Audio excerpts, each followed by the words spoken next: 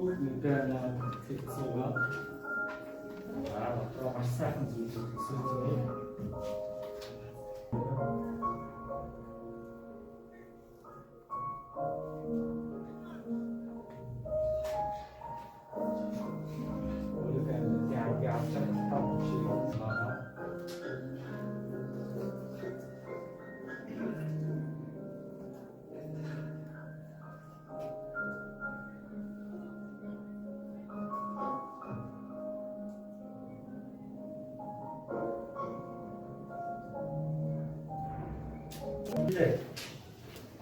Сайхан найзууд асуучаас өнөөдрийн хичээлийнхаа дэгийг өгсөн авсан байна.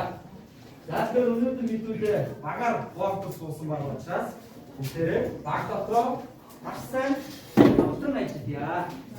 За ойлгоо мөн бид бүхэн өнөөдөр нэг зүйлийг мэдээж ухааж танилцж одоо энэ сонирхсан учраас бусдынхаа хэлж байгаа ярьж байгаа бүхнийг гаалтаа явах сонсож байя. Энэ бол одоо хамгийн том чадвараа гэх юм ээ.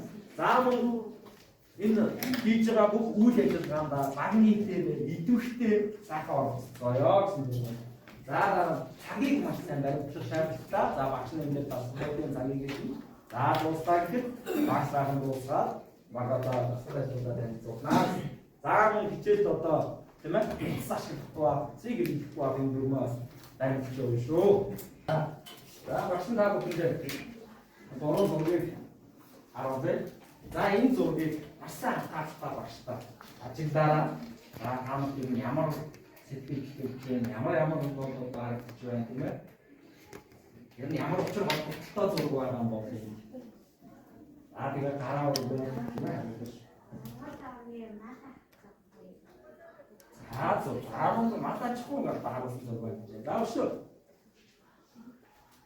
Өшөө ямар одоо холбогдох энэ туслан дээр гартан нэг Монголын айшиг харагдсан байна. За бас сайхан туслан дээр байгаа мачаа айшиг харагдсан гэж байна. За өдөрлийн онцлогийг бас харагдсан байна. Маш өшөө юу вэ?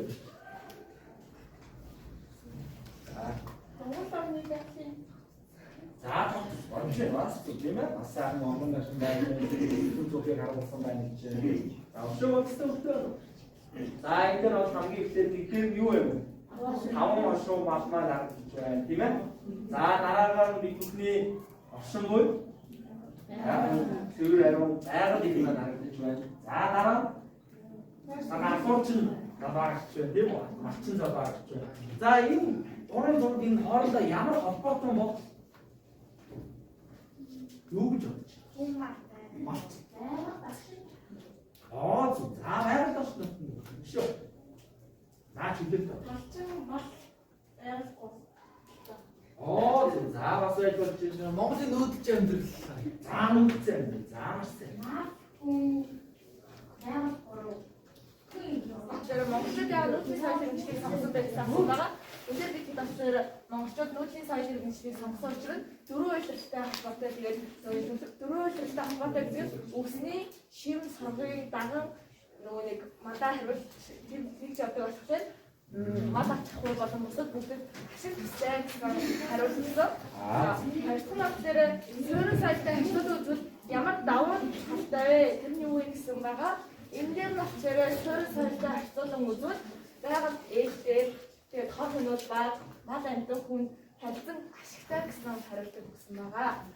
Тэгээд гурав дахь нь нүүдлийн мал авчихгүй байгаль хүн мал ямар ач холбогдолтой вэ гэсэн тэр асуултанд болохоор байгаль хүн мал гурыг холбоотой тэгээд айдас.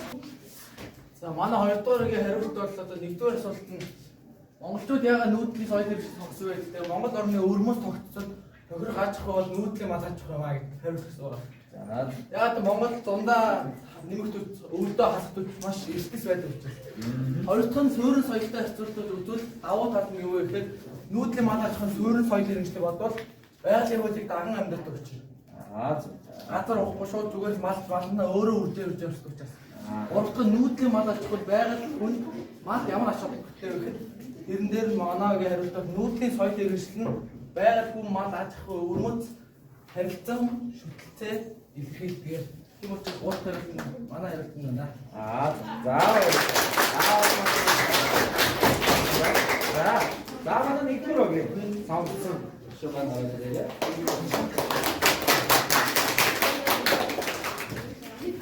Монголчууд яагаад үүдийн соёл эрхийг сонгосон бэ гэхээр Монгол улс маань жилийн 4 удаа эртнээс уур амьсгалтай учраас энэ үүдийн иргэжлийг ингээд сонгосон. Яагаад гэвэл нөгөө нэг өвөлдөө жишээлбэл өвс тэгээд өвс байдгүй тэгээд дундаа нь бол хавардаа өвс ногоо нургаа тэгээд дундаа их шин бүтээгтэй болсон учраас үүдийн иргэжлийг сонгосон. За хоёр дахь асуулт нь суурин соёлтой харьцуулбал өгвөл ямар даваа талтай гэхээр байгаль дээлтэй хог хаягдлын хэмжээ баг цэвэр агаар сайтай тэгээд байгаль дээлтэй ногоон байгууллагын төлөө сайн тэгээд нөгөө байшин барилга барихаар тэгээд ингээд хадрын хүсийг ингээд сэндэжээ тэгээд ногоон байгууллагын төлөө байхгүй. За тэгээд нүүдийн мад авахгүй байгаль хүн мад ямар асуулт болтой тэгээд байгаль хүн мад авахгүй сашгүй хүн албатай энэ гурван орчинд байгалийн тэмцэлтэй байдлыг хангалтаа. Тэгээд дээрээс нь нөгөө нэг энэ гурав нь ингэж байж нөгөө нэг яг нөгөө нэг хэрэг ингэж энэ гурвын нэгэд ингэ авахгүй очоод ингэж байгалийн тэмцэлтэй байдал дээр ингэж хэмжиж бүр ингэж яг ингэ алдагтай тэгээд ирнэ. Тийм учраас энэ гурав байж ингэж байгалийн тэмцэлтэй байдаг хангалтаа. Тэгэхээр манай хүүхдүүд маань нүүдлийн мадалгүй яагаас олж болсон шалтгааныг тийм ээ. За бидний сонгосон нүүдлийн мадалгүй маань суурин соёлын хэмжээг болох юм бол ямар илүү ач холбогдолтой байгаль ямар хэмжээний ээлтэй одоо зөв сонголт байсан бэ гэдгийг бодож үзсэн байна. За мөн байгаль хүн маалгын харилцааг үзээ яагаад одоо тийм чухал байгаа юм бэ гэдэг нь асуултыг бол бүгдээрээ өөрөөр асуусан байна. Тэгэхээр магад маань бол бүх төвөөртөө бол маш зөв хариултуудыг болгосон. Бидээж манай Монгол маань эрсдэс уур амьсгалтай учраас нүүдлийн мад аж ахуйг бол яасан байна сонгосон байна. За тэгээ манай Монголын хамгийн гол ач холбогдолтой зүйл байгаа нэг зүйл нь юу вэ гэхээр мэдээж байгалийнхаа хөгжийг өөрчилж байгаль ихээ өөрчилж биш харин өөрсдөө үйл ажиллагааг байгаль ихийг хөгжиж захирдуулж хийдэг учраас яаж гэнэ вэ?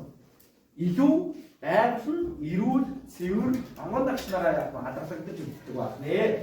За бүх байгууллагаа маш баярлалаа. Мундаг байлаа. Гурван байгаас хэлээд. Тэгээд байгалийн хамгаалалттай холбоотой өсөлтийг гэсэн асуулт ирсэн байгаа. Тэгээд манай болохоор болон хосод цагаан эдээд зөвхөн зүйл бүү оруулах хаяг гэж хэлдэг байсан. Тэгээд гандан онц бүү гарах угаах зүйлээ тусгаас аваад хэрэглээр угаалгахад бүх газрын курсыг учир шалтгаангүй сэнгэлтийг дуу зээлсэн сумад ирсэн. Тэгээд мод угансыг тайлж болохгүй байгаль эсийгээ өөрийн үйл ажиллагаанд зориулсан өөрчлөлт биш харин байгаль ихтэй тохиолдсон хэсэгтэй байсан бүхэн явдлаа байсан. За манай хоёроор өмнө мата хайр ханы талаар бичсэн. Тэр монголчууд эсрэг секцэн 5 гишүүн малаа 5 эрдэнэ хэмээн эдгэнэн илэрхийлж ирсэн ба малаасаа бүх хэрэгцээг хангаж ирсэн. Тэгээд жишээ сүү цагаан эдээ махыг хүнсгэрээр бүшгээд арьс тус хийх хүн хэрэгцээтэй мөн зөв онцлог бас нэгсэн. Тэгээд монголчуудын малаа хайр хэсэг болвол хийх малын хүнсэн хэрэглийг цэвэрлэдэг бас тэхэндээ бүр ашигладаггүй. Тэгээд унжуу мөрөж авдаггүй малын заяа гомдно гэж цэвэрлэв. За манай багийн асуудал бол монголчууд байгаль техникийн мал үүрэгтэй холбоотой мэдлэг ухааны бичсэн байгаа. Монголчууд нь тэр тусаа мэдсэн мал аж ахуй илүүж өөрсдийнхөө амьдрал ахуй хэрэгцээг хангаж усандаа хувь нэмийн оруулж байдаг. Үүн нь болохоор нэг жишээ гэх юм бол малчид гэх юм бол одоо малын хайр ширэг боловсруул өөртөө гутлааж өмсдөг гэх юм. Жишээ нь энэ нь болохоор малчдад бас нэг нэг талын мэдлэг болдог байгаа. Тийм учраас манайхаа амьдрал ахуй хэрэгцээг хангаж өөртөө хувь нэмийн оруулж байдаг юм. Ер нь бол тийм талаар бичсэн. Бас байгаль хамгаалагч хийдэг гэх юм уу энэ бас нэг талаар малчдад мэдлэг болж өгдөг байгаа. Мал хүн байгаль руу нэгнээс хөшин амьдардаг. Нэггүйгээр нөгөө нь олон тогтохгүй харилцаа үүсэлтэй юм аа. Аваа хөшөө малтаа хэм баян Монгол хүн байна. За. Тэр монголчуудаа нүүдлийн мал аж ахуй гэсэн хүн мал байгаль руу ямар холбоотой гэсэн энэ асуудлуудыг илүү дэлгэрэнгүй мэдээлэлтэй болгосон. Тэгээд өнөөдөр энэ хичээлээр олж авсан ойлгохтой илүү тийц өнөөдрийн хичээлийг илүү үнэтэй өнгөрүүлж өгөх болтой.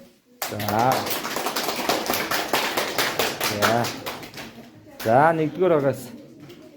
За багш. өнөөдрийн хичээлээр математик мэдээ яахаа уйлаа хасаа математикийн өнгө гадар усны шинжийг мэдэж олон төрлийн мэрэгжил нэг ажлын нэг давхыг улс орны хувийн нэмрийг ямар их хойд